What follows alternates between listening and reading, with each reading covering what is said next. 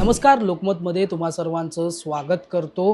विधानसभेचे वारे संपूर्ण महाराष्ट्रामध्ये वाहू लागलेले पाहायला मिळतात आणि अशातच आज मनसे नेते संदीप देशपांडे यांच्या माध्यमातून उमेदवारी अर्ज दाखल करण्यात आला आहे। मनसेच्या माध्यमातून वरळी या विधानसभेची अधिकृत उमेदवारी त्यांना देण्यात आली आहे। आपल्यासोबत बोलण्यासाठी थेट संदीप देशपांडे आहेत, आपण त्यांच्याशी थेट संवाद साधणार आहोत। सर, काय सांगाल, आज उमेदवारी अर्ज दाखल करण्यात आला आहे। गेल्या एवढ्या वर्षांपासून जे काम करत होतात या कामाला आज यश आलेलं असं पाहायला मिळतंय का? नाही, सन्माननीय राजसाहेबांनी एक मोठी जबाबदारी माझ्यावर दिलेली आहे आणि आपल्याला आठवत असेल तर ज्या वेळेला त्यांनी या माझ्या निवडणूक कार्यालयाचं उद्घाटन केलं त्याच वेळेला त्यांनी जो संदेश दिला त्याच्यामध्ये म्हटलेलं आहे की संदीप, तुला वरळीत जिंकावंच लागेल आणि त्यांच्या आदेशाप्रमाणे आम्ही सर्व महाराष्ट्र सैनिक या गोष्टीसाठी कामाला लागलो। सर, जर पाहायला गेलं ही वरळी विधानसभा आहे, ही विधानसभा म्हणताना येणार एक हॉट सीटच म्हणता येईल, कारण की एकीकडे शिवसेना उद्धव बाळासाहेब ठाकरे पक्षाचे उमेदवार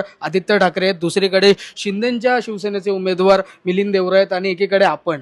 तर या सर्वांमधून आपण वेगळेपण काय, आपलं वेगळेपण काय? नाही, असं आहे की ही लढाई दोन राजपुत्र वर्सेस एक सामान्य महाराष्ट्र सैनिकाची आहे आणि लोकांना सामान्य महाराष्ट्र सैनिक भावतोय, कारण त्यांना माहिती आहे राजपुत्र आज आहेत, निवडणुकीपुरते 10-15 दिवस इकडे तिकडे बागडतील आणि नंतर त्यांच्या प्रश्नांकडे डुंकूनही बघणार नाही।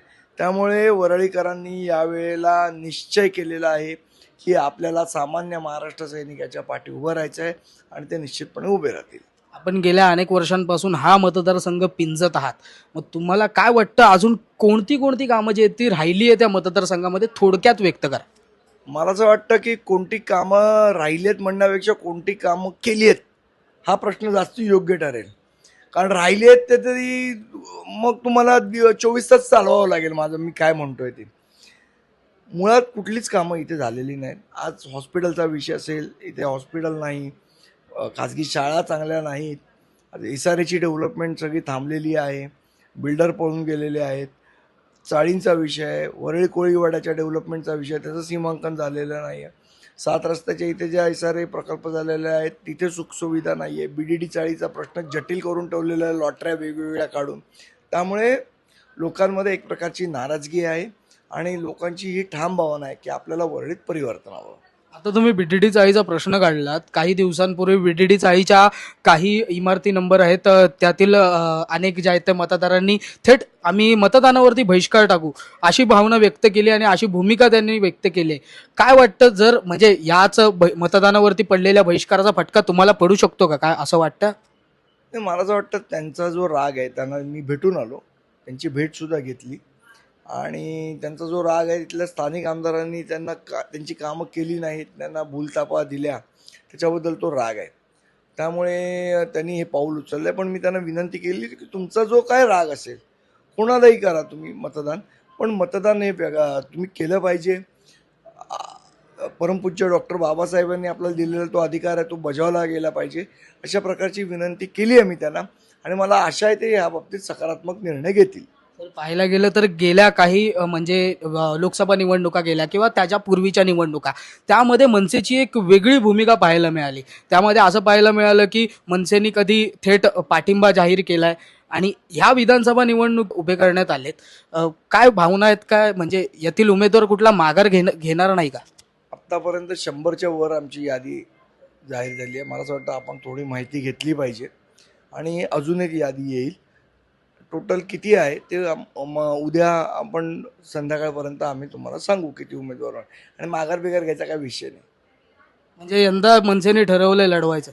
निश्चितपणे आम्ही दरवर्षी विधानसभा लढवलेली आहे। एक मागच्या लोकसभेला फक्त पाठिंबा दिलेला होता, मात्र आम्ही विधानसभा लढवलेली आहे। मागच्याही वेळेला आम्ही 101 सीट लढवल्या होत्या, त्याच्या आधी 149 लढवलेल्या, त्याच्या आधी 218 लढवलेल्या। त्यामुळे मनसे नेहमी विधानसभा लढवत आली। या सगळ्यामध्ये एक विधानसभा अजून एक जी ती चर्चेचा विषय ठरलेली आहे, ती म्हणजे ज्या विधानसभेतून अमित ठाकरे जे महाराष्ट्र नवनिर्माण सेनेचे नेते ते निवडणूक लढवणार आहेत, माहीम विधानसभा।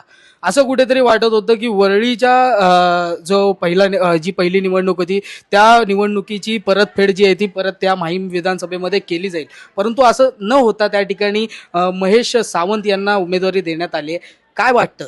ज्याच्या त्याच्या संस्काराचा भाग असतो. आपल्यावर जसे संस्कार आले तसे आपण वागायचं, दुसऱ्यावर तसे संस्कार झालेच असतील असा आग्रह धरू नये.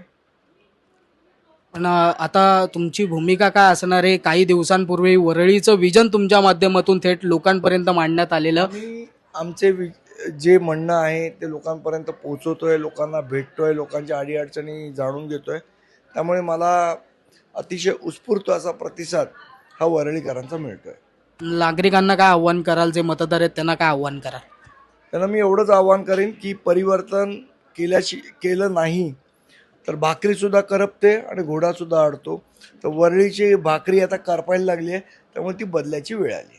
म्हणजे वरळीमध्ये लवकरच महाराष्ट्र नवनिर्माण सेनेचं इंजिन धावणार असं म्हणता येईल. महाराष्ट्र नवनिर्माण सेनेचा आमदार वरळीकर निवडून देतील.